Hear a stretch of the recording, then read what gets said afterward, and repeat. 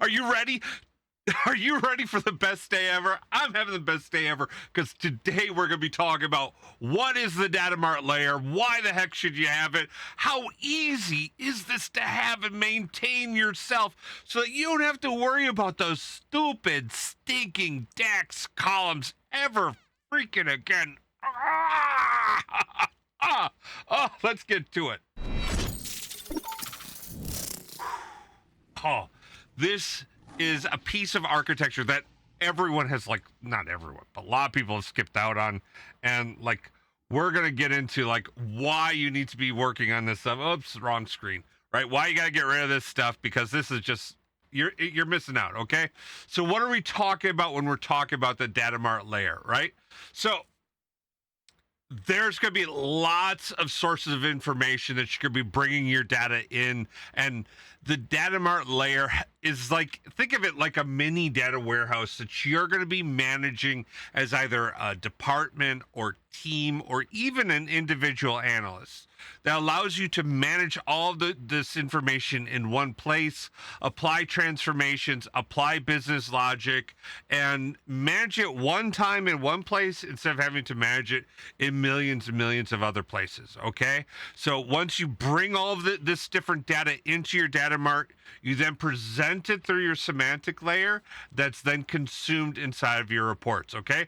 This greatly simplifies how you're going to, like, be managing all of your data. It's going to provide you a simple point for access and then a single place where your users are going to get their reports from. All right. Now, there is, like, Microsoft's way, right? You know, if you need a database, they called it SQL, right? If you need a data mart, they have a product called DataMarts, but it doesn't have to be that actual, like, Power BI data mart to have a data mart, okay? That's a good option. You can do that.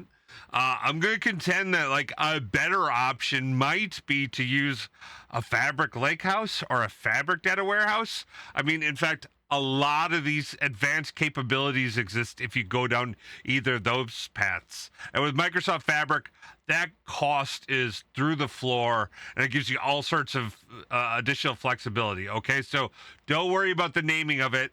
It can be anything. Okay, so if you're watching my channel and you're not using Fabric, I'd like to know, like, which one of these you're using, and maybe you are, right? Like, because if you're, like, in the Snowflake ecosystem or you're using Databricks, you may still be using Power BI, and you may actually create your own, like, data marts inside of Snowflake or Databricks. These different areas are domain areas where your data is stored, but you could definitely use a Power BI data mart. You could use a SQL Server to manage all this stuff.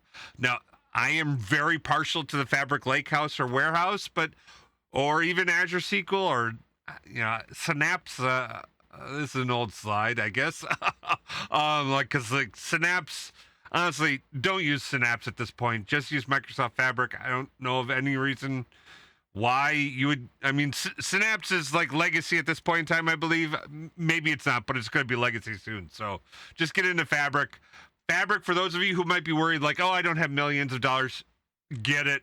You could stand up an F2 for $180 a month, and if you turn on pausing and you only use it for a few hours every day, like, I've seen costs as low as $20 a month for this. All right, so, like, if you're running a business off of this, like, we're talking Netflix level subscription pricing. Okay, so no matter what, though, this means it doesn't depend. You have no need whatsoever to use a DAX calculated column. All right.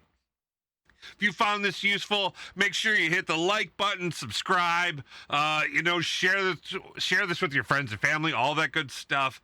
And heck, if you want to go to war on this and, like, you want to leave a comment down below and gnash it out, go ahead, leave a comment down below. I got videos coming out that's going to outline 20 reasons to not use DAX calculated columns. But before we get into the reasons, I want to give you how you get out of that first, or what is the better solution. So if you're just one of the people who just be like, you know what, okay, it sounds good, you're really going all in on this, let me just go to something else. I want you to have, like, what you should do first. Okay, you have the best day. All right, so do whatever you can, make it the best day. We will see you in the next video. Peace. Baker Tilly Digital combines strategic industry insight and advanced technical expertise to uncover and solve your digital transformation challenges. If you're interested in learning more, check out our website at bakertilly.com/digital.